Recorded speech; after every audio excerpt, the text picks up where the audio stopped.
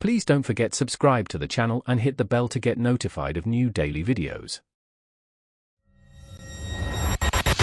My name is Finn Armstrong, and a year ago my life was perfect. My partner, Leilani Wester, and I had just bought our dream cabin. Tucked away on a quiet cove of Blackwood Lake, it was exactly what we'd always wanted.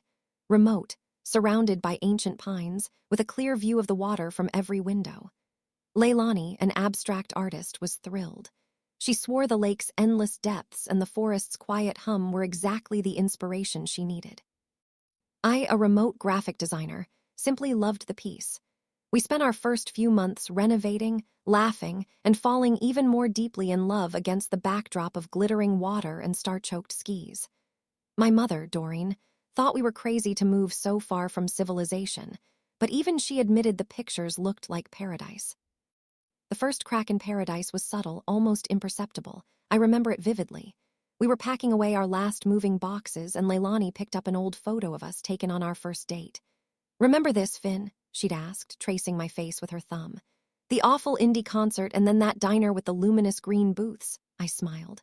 "Of course, you swore you'd never eat another greasy burger again after that." She frowned.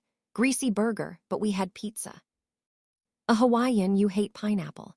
My blood ran cold. I do hate pineapple. But that night we'd absolutely had burgers. Not just any burgers, but 2 disgustingly glorious double bacon cheeseburgers. I tried to correct her, but she just laughed it off, saying I was probably misremembering. It unsettled me, but I shook it off. Stress, moving, late nights. We were both tired. A week later, I started hearing things. Not voices, not exactly. More like a deep, resonant hum that seemed to emanate from the lake itself, particularly after dusk. It wasn't unpleasant, but it was persistent, a low, hypnotic thrum that made the air feel thick and heavy. Leilani never seemed to notice. "Just the wind in the pines, honey," she'd say, engrossed in a new painting. But it wasn't just the wind, and it wasn't just Leilani's memory.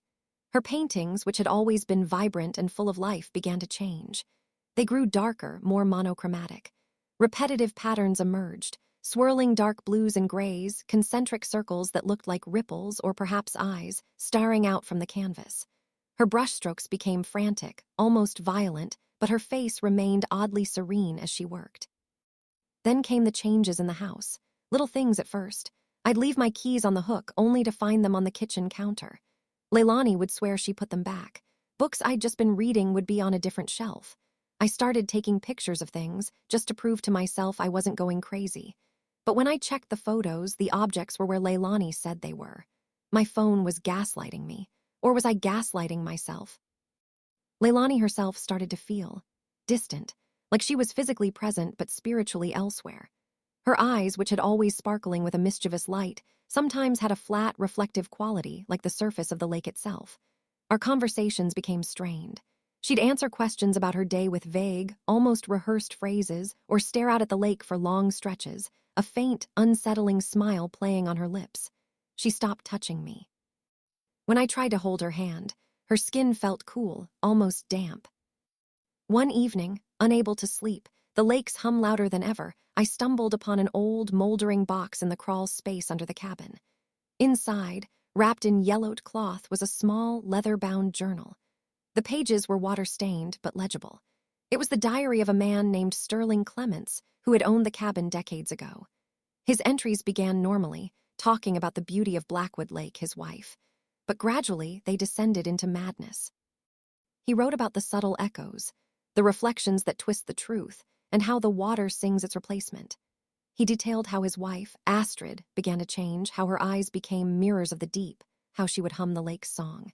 He wrote about fighting it, trying to remember the real Astrid, but how even his own memories were betraying him. His final entry was chilling.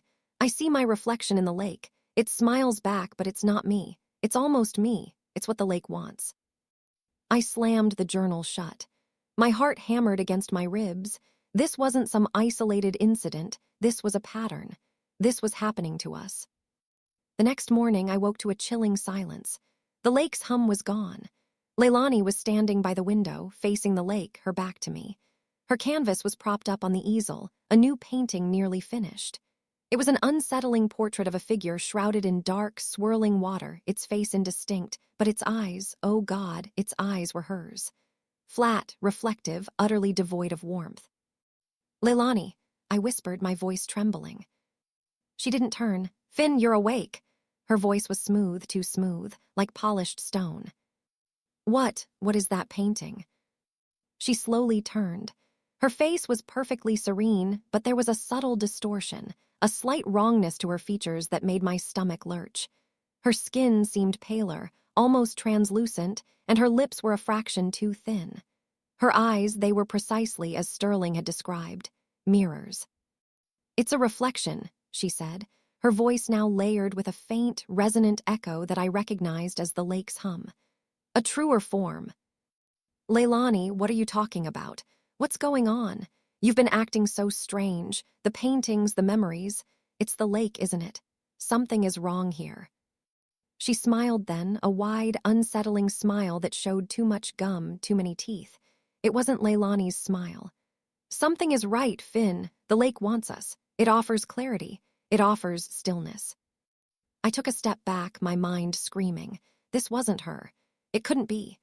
The woman standing before me, wearing Leilani's skin, was an imitation, a grotesque echo. "Where is she?" I demanded, my voice breaking. "Where is the real Leilani?" Her head tilted, a movement that felt less human than a bird's. "She is here," the voice echoed, "and she is there, and soon you will be too." She raised a hand, her fingers long and slender, tipped with nails that seemed too sharp, too white. Her reflection in the window showed a face of pure, still water with only those flat, mirror eyes disturbing its surface. Panic surged through me.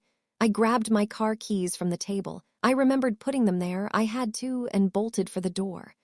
I could hear a soft, sloshing sound behind me, almost like water churning, but I didn't dare look back. I drove. I didn't stop until the cabin was a distant speck, then a memory, then not even that. I drove until the trees gave way to asphalt, until I saw other cars, other people. I ended up at my mother's, Doreen's, house.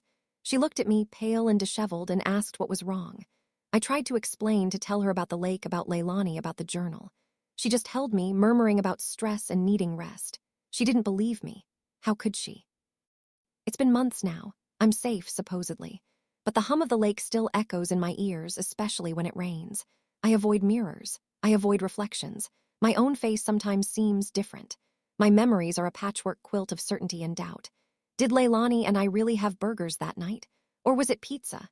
Sometimes, when I wake up, I can almost feel the cool dampness of her skin against mine. I call my mother, just to hear a familiar voice, to ground myself. But even she sounds a little different lately.